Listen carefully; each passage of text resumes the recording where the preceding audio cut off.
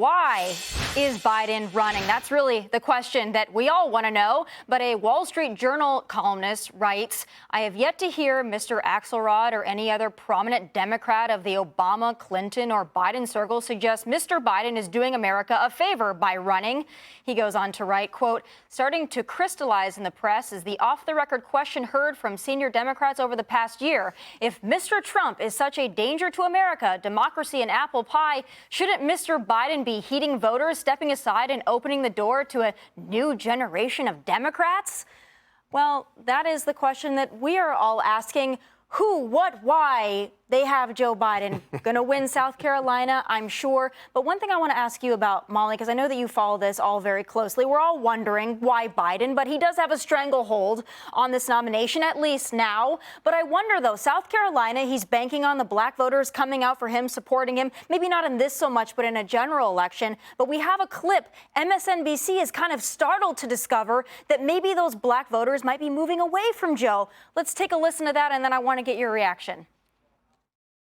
There are some people in your orbit who are either voting for Donald Trump or considering it? For sure. A lot of my friends are obviously my age, so we're a little younger.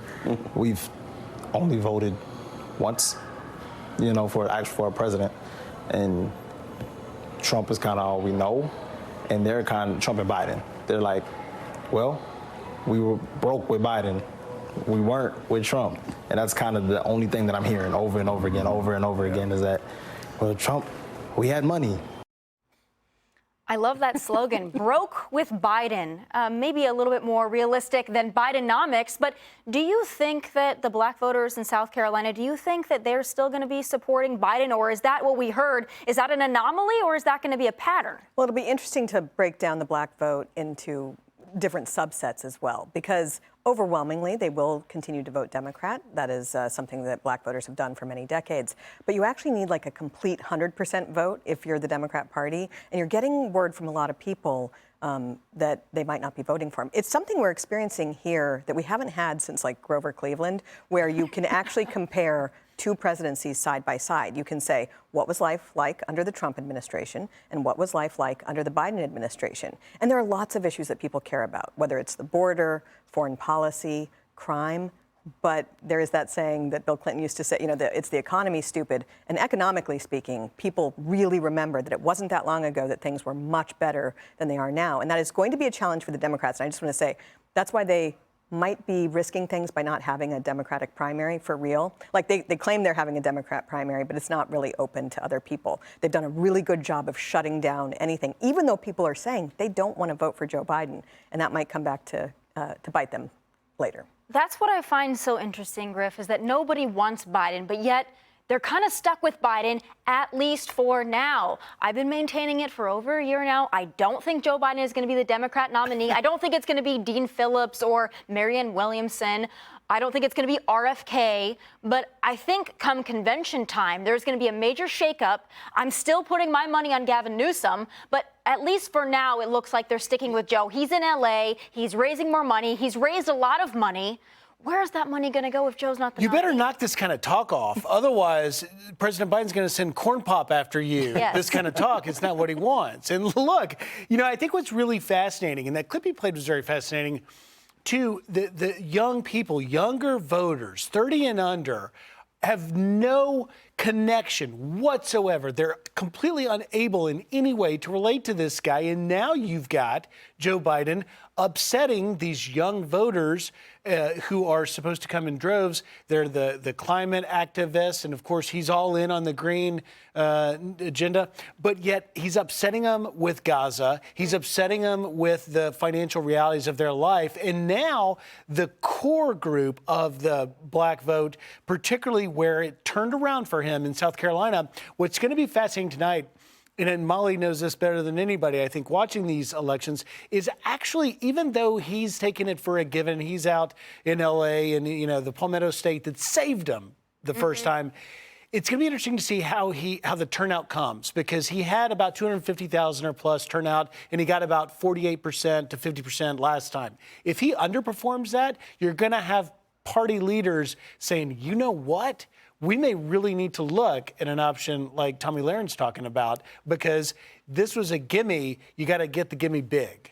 Well, people aren't really voting for Joe. They're just voting against Trump. And I think that that's the entire notion of the Biden campaign and the Democrat plan. But, you know, Van Jones, he's not the only one, but there have been several that say, listen, Biden is losing young voters. He's, you know, trying to woo them through TikTok influencers. But this pro-Palestinian segment of Democrat voters, both young and in places like Michigan, these Arab voters, we got Van Jones saying probably not good that they're referring to him as Genocide Joe. Let's take a listen to Van. It's a big problem for him right now. There are 4 syllables that are aimed at him. Genocide Joe. That is becoming something that you're hearing from the younger people, from the younger voters, from the Arab American community. You got to be honest. Right now, you got disappointment in the base with how he's handling the war in Gaza. So, I mean, you know, these are the voters that Democrats have gotten into bed with. So, you know, listening to them complain about the fact that Democrats are now talking about Genocide Joe, I don't have a whole lot of patience for it. But you're also seeing a great example of why Democrats are so desperate to keep Joe Biden in the basement. The clip that Mark Meredith played for us, where Joe Biden said that Donald Trump is not for anything, he's only against things. It's like, yeah, he's against like all, you know, unnecessary wars, which Joe Biden has given us 2 more of. And he's not for anything. Well, actually, he is for things. He's for things like a border, you know, lower gas prices, a better economy. And I think it's so funny when the media and Democrats are so shocked to wake up and discover that black voters don't want crime in their neighborhoods. Black voters want like a good economy, and Hispanic voters don't want an open border. They want a good economy. They want law and order, and they're like so amazed by this.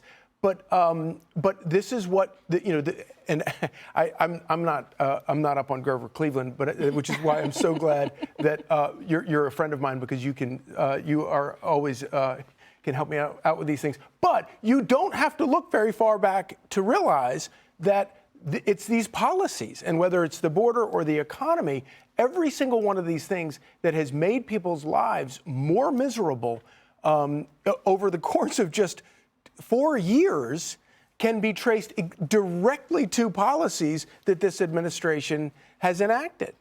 But Charlie, here's what I worry about, and I want to ask you about this, Molly, because Democrats, they don't have popular policy positions. They don't have a popular candidate in Joe Biden, but they're raising a lot of money. And they have the mechanics of electioneering down. Exactly. That's what I'm worried about. The way that they're operating with this Biden campaign tells me that they're really confident in early voting, mail-in voting. They're really confident in their strategy. They don't really care about the policies or the nominee because they've got the system down. How true do you think that is, and how worried should Republicans be? They should take it extremely seriously.